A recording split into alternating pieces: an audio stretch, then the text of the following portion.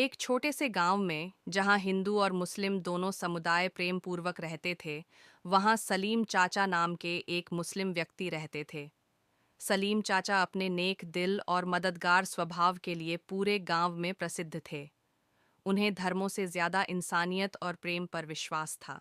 सलीम चाचा का एक खास रिश्ता श्री कृष्ण के साथ था। जब भी गांव के मंदिर से मुरली की मधुर ध्वनि गूंजती, सलीम चाचा कहते, यह तो मेरे कान्हा का संगीत है। हालांकि उन्होंने कभी मंदिर के अंदर कदम नहीं रखा था, लेकिन उनका मानना था कि भगवान दिल में बसते हैं, किसी स्थान विशेष में नहीं। एक दिन गांव में एक भव्य उत्सव का आयोजन हुआ। यह श्री कृष्ण जन्माष्टमी का दिन था। पूरे गांव ने मंदिर को फूलों और दीपों से सजाया था। हिंदू और मुस्लिम सभी लोग मिलकर इस पर्व को मनाते थे। लेकिन इस बार सलीम चाचा ने मंदिर के अंदर जाने का निर्णय लिया। जैसे ही वे मंदिर के द्वार पर पहुंचे, किसी ने कहा, चाचा, आप मुसलमान हैं, आप अंदर कैसे जा सकते हैं? गांव के मंदिर के बाहर खड़े सलीम चाचा ने जब यह सुना कि उन्हें मंदिर के अंदर जाने से रोका जा रहा है, तो उनके चेहरे पर हल्की मुस्कान आई। उन्होंने कहा, कन्हैया तो हर दिल में बसते हैं। उनके दर पर जाने से पहले इंसान का दिल साफ होना चाहिए, न कि उसकी पहचान। लेकिन मंदिर के पुजारी ने शांत स्वर में कहा, सलीम भाई, हमारी परंपरा ऐसी है कि गैर हिंदू मंदिर में प्रवेश नहीं करते। कृपया इसे अन्यथा न लें। सलीम चाचा बिना किसी शिकायत के पलटकर वापस चल दिए। उनकी आदत थी कि वह किसी विवाद में नहीं पड़ते थे, लेकिन गांव के कुछ युवा यह देखकर परेशान हो गए। उनमें से एक, अर्जुन, जो सलीम चाचा का बहुत सम्मान करता था, उनके पीछे पीछे गया और कहा, चाचा, ये तो गलत हुआ। आपसे बड़ा कृष्ण भक्त कोई नहीं है। सलीम चाचा ने उसे मुस्कुराते हुए समझाया, बेटा, कृष्ण को पाने के लिए मंदिर जाना जरूरी नहीं। उनका दरवाजा सबके लिए खुला है और वह हर जगह मौजूद हैं।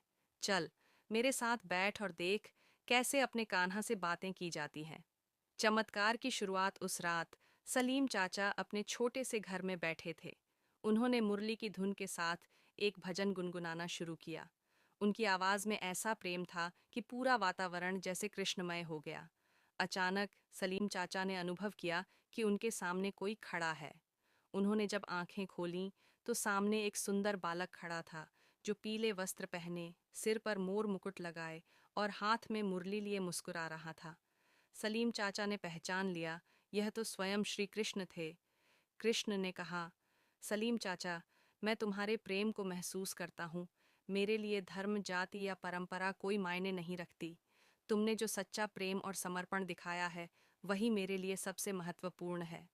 अगले दिन जब सलीम चाचा ने इस घटना के बारे में अर्जुन को बताया, तो बात पूरे गांव में फैल गई। कुछ लोग इसे चमत्कार मानते थे, तो कुछ इसे कल्पना कह रहे थे।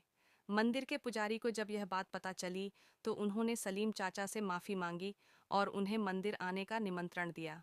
सलीम चाचा ने विनम्रता से इनकार कर दिया और कहा, कृष्ण मंदिर में नहीं, हर इंसान के दिल में है। मैं वहां जाऊं या न जाऊं, इससे फर्क नहीं पड़ता। मेरा कान्हा मेरे साथ है। सलीम चाचा का यह वाकया पूरे गांव के लिए एक सीख बन गया। अब गांव के मंदिर में हर धर्म के लोग एक साथ पूजा करते थे। और सलीम चाचा, वे कृष्ण के प्रेम में डूबे रहते और अपने भजनों से पूरे गांव को प्रेम और भक्ति की धारा में बहा देते। यह कहानी सिर्फ सलीम चाचा की नहीं, बल्कि उस अद्भुत शक्ति की है जो प्रेम और समर्पण के जरिए हर दीवार तोड़ सकती है।